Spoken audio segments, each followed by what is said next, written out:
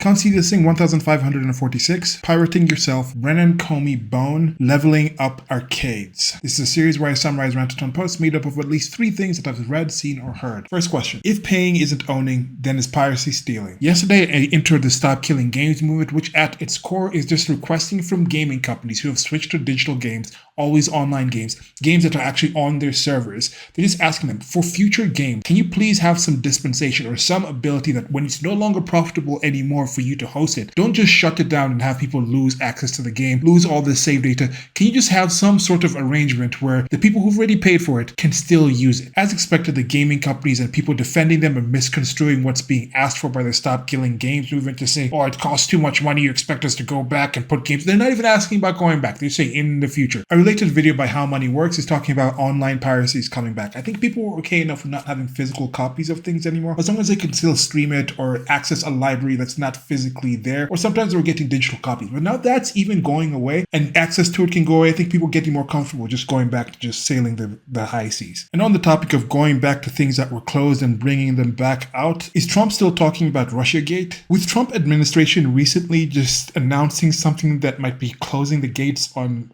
I'm actually kind of surprised it hasn't been called Epstein Gate yet. I'm sure by me saying that, probably somebody's doing it seriously. But they're bringing back, opening up other gates on Russiagate. They're bringing back these things, or supposedly going in to investigate James Comey and John Brennan. 2 videos on that in this section. First one is by Emmy Jashinsky on her after party show. Her amazing voice is accompanied by just great content that she puts out. Has Matt Taibbi on to talk about that a bit. And we also have Scott Horton. His voice might not be as great as Emmy Jashinsky's, or a few people's are, but also really good content on part of the problem with Dave Smith, and he talks about that a bit. Also talks a bit more about the Epstein sort of things. That story will continue. It's not going to end anytime soon. Yes, Trump people still can't stop, won't stop talking about it. The Diddy thing might have stopped, but the Epstein thing is still going to be talked about. And I mean, there's still other things happening. As it's mentioned in both these podcasts, there's things going on that the Trump administration is doing. But I still find it hard to imagine actual charges coming from this investigation. Like, my general support for Trump, with my understanding what the state was like, okay, that's just a train that's just careening towards a horrific end for everybody aboard it and everybody who gets caught up in it. So I was thinking, at best, you have Trump, like the Trump train could maybe go and stop down, slow it down, so people could get off, and the damage of the system crashing down could be worse.